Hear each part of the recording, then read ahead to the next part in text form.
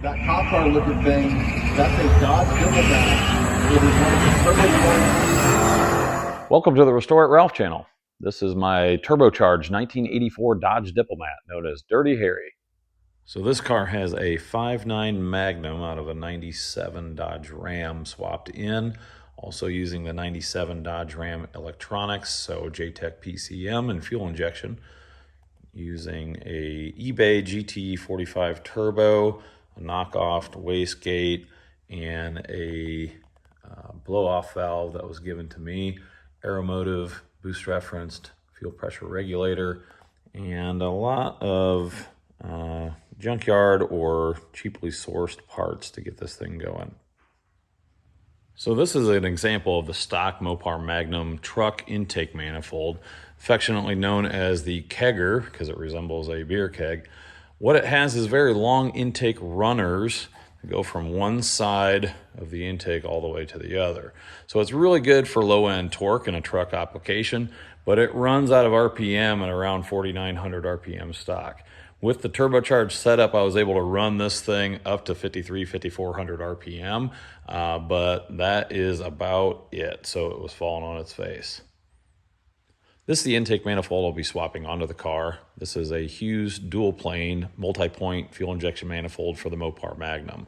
It's currently the only one that is available for this platform, besides the Mopar M1 that was available, but it's been out of production for years. What's nice about this setup is I can use the 2-barrel throttle body adapter to test my current setup and management, and then when I go to the Holley Terminator, I can use the 4-barrel throttle body and get some back-to-back numbers from swapping from stock electronics to intake manifold to Holley Terminator.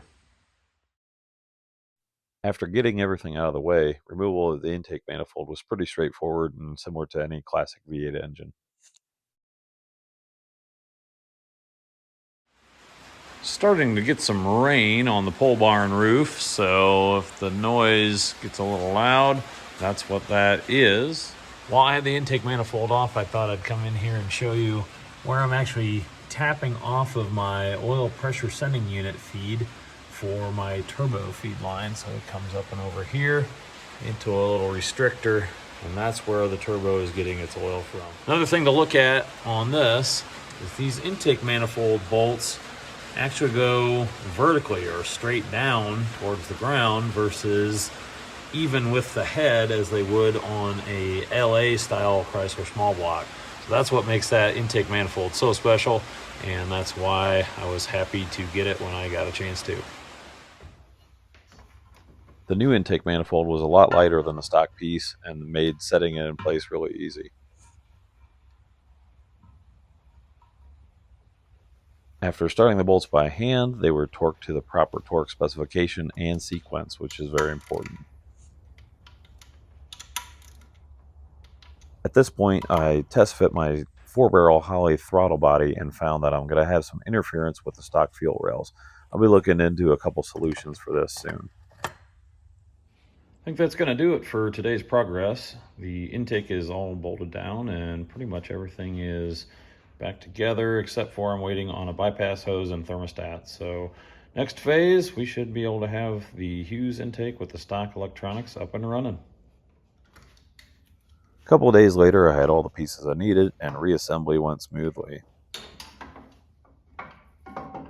After double checking everything and filling with coolant, it was time for the first test fire with the new setup.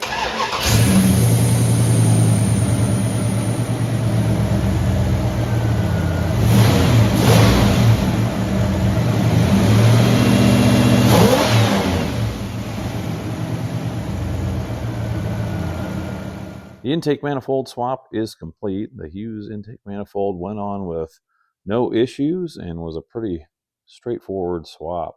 So now it's time to take it down to the dyno and get the tune right. I'm not going to worry about tidying up the wire harness or anything like that right now. There's some stuff I'd like to fix and maybe possibly relocate, like my boost controller and stuff like that.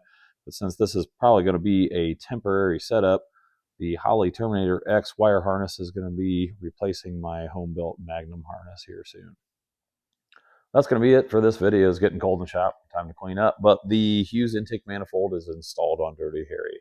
The next step, it would be nice to take a test drive, but the roads are salty here in Ohio, so I'm going to trailer it to the dyno and work on the tune there. Hopefully we see some gains with this setup. To keep up with updates on this car and other projects on the channel, please like, comment, and subscribe to the channel. Thanks for watching.